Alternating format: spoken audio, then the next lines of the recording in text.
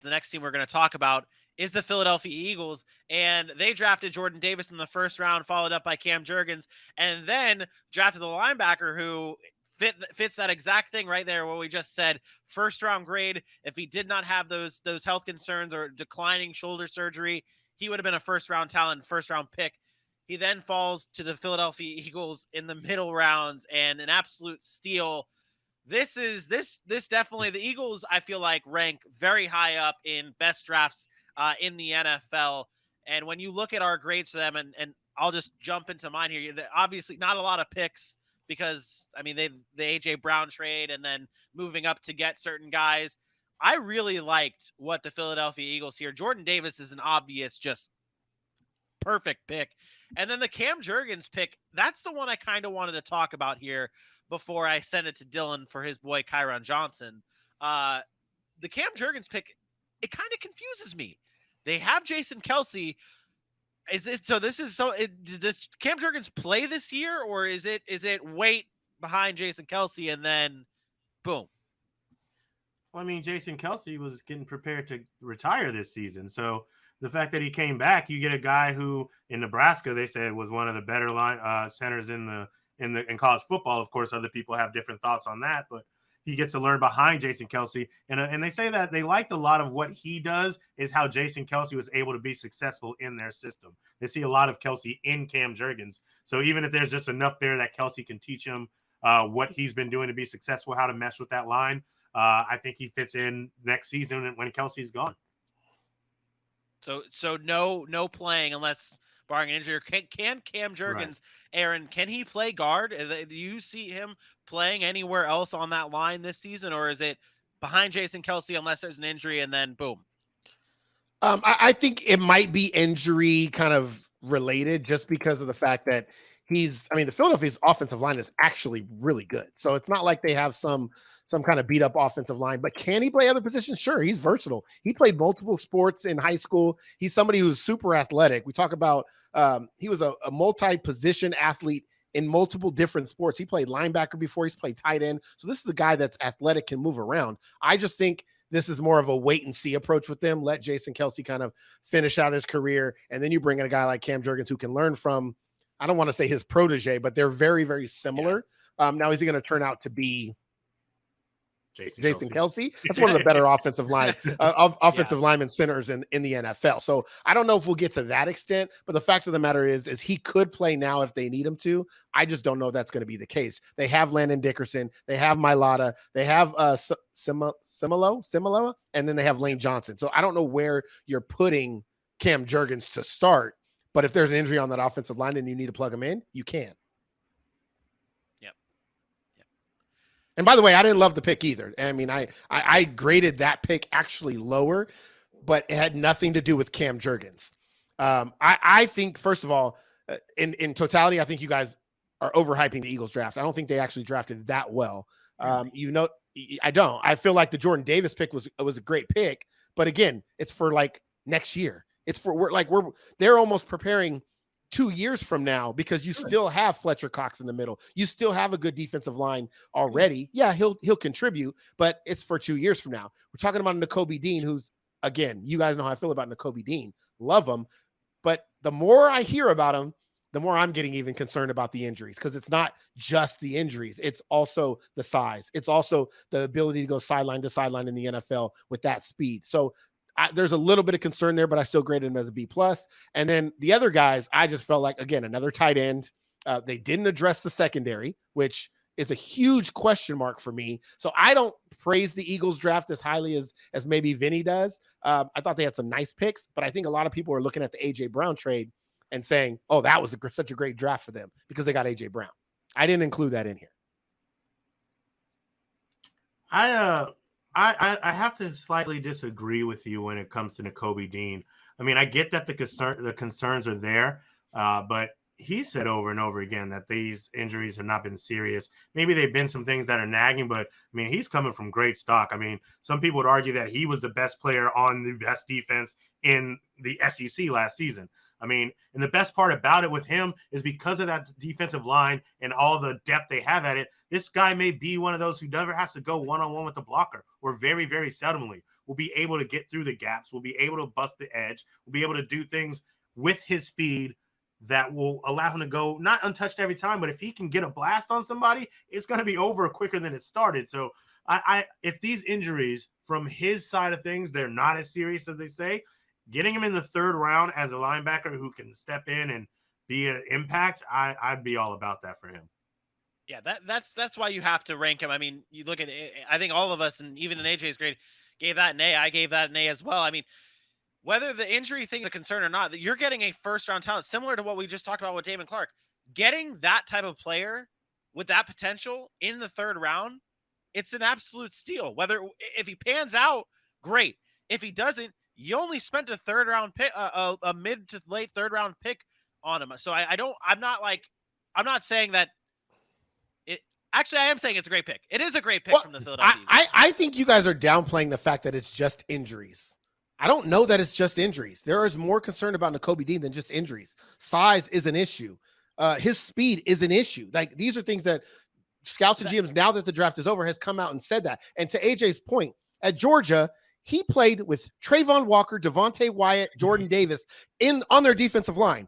As good as Philadelphia's defensive line is, it's not that in college. Like, this is the NFL. They're also going against all-pro offensive linemen. This is not Georgia versus Kentucky in some SEC game. Like, Nakobe Dean is going to have to get physical and go ahead and get off of blocks. It's not going to be free reign like he had at Georgia. Again, I don't want to sound like I'm bashing Nakobe Dean, because I was the first person to bring up Nakobe Dean. I love him. I love his mentality.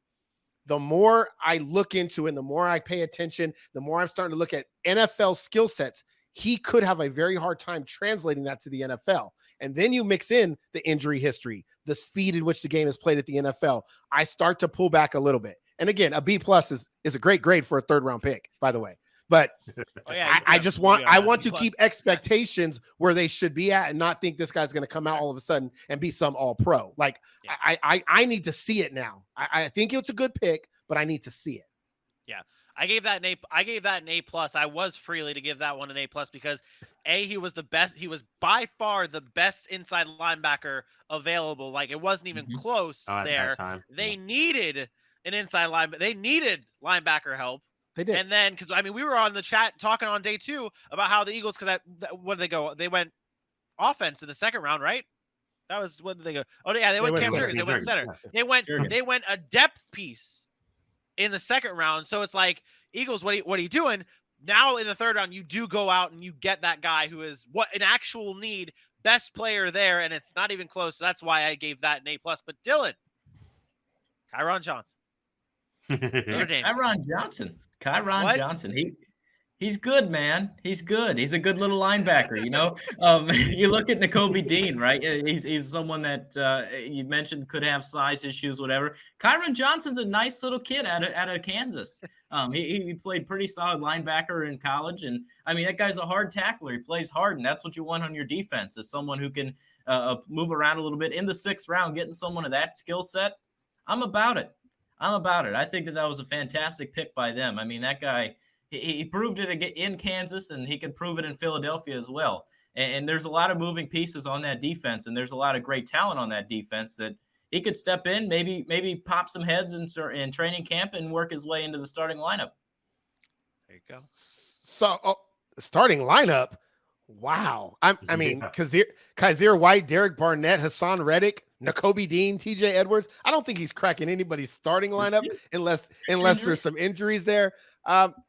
Again, late round pick, nice. Like Dylan said, he's a nice little player. You know, plays hard. He's probably be a hell of a special team. The one thing that you did mention, he's a very consistent tackler, and he actually does play special teams. He's really good at it, but his arms are really short. Offensive linemen get on him. He doesn't play as strong, so he's not going to be that like middle linebacker guy. He's more going to play that outside Hassan Reddick position, and I don't think he's supplanting Hassan Reddick. But you know, off the ball linebacker depth is needed in the NFL. He might be able to stay on a team. He might make the team. We'll see. But again, grading him high, yes. You got to remember, these round 5 through 7 picks don't always make the team, guys.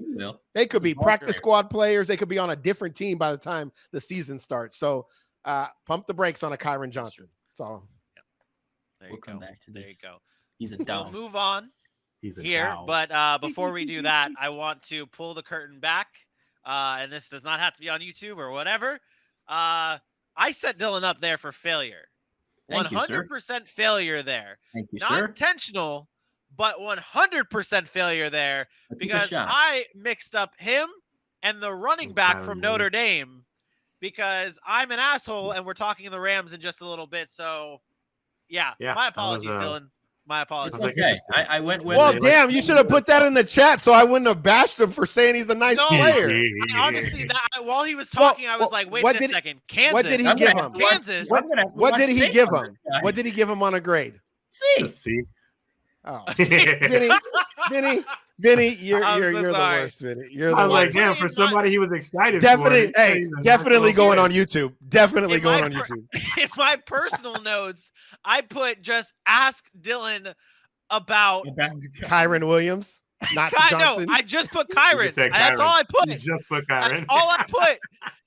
And I, for some reason, like an asshole, just only put my personal notes just for our NFC West show, not thinking about this. Funny. And I looked at that and I'm like, oh shit. And he said Kansas, and I was like, wait, what? At least you didn't roll the B-roll of Kyron Williams.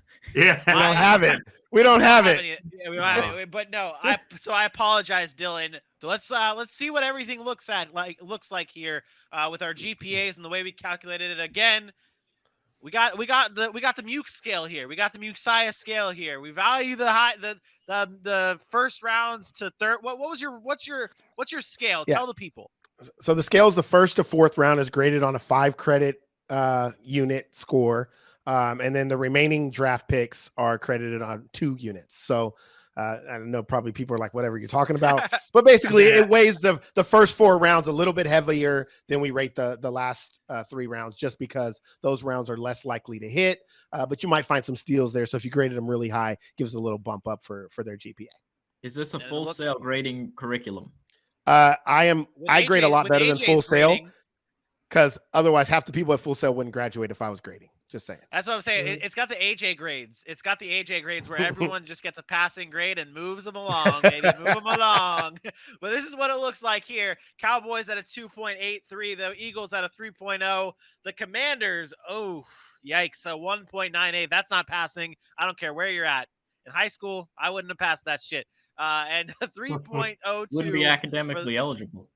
I would not. I would not. And there were times in high school where I had that. But no, the Giants at a 3.02, there was never a time in any of my life where I've had a 3.02 or a 3.0 higher. But the Giants did it in large part because really Evan Neal and Kayvon Thibodeau were just when you're on that weighted scale and you got 2 A+ to kick off the draft. I mean, that's the way to go.